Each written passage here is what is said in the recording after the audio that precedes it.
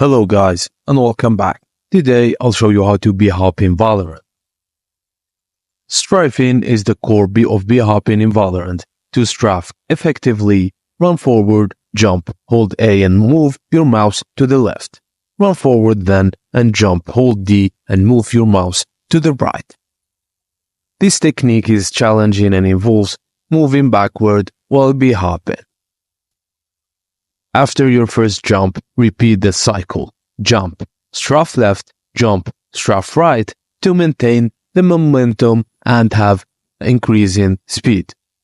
There are also types of bhopping in Valorant like backward bhop and then sideways bhop.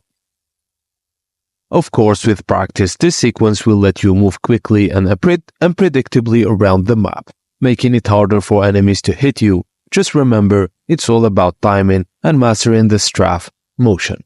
And that's it guys. Thank you for watching and please do not forget to like and subscribe for more.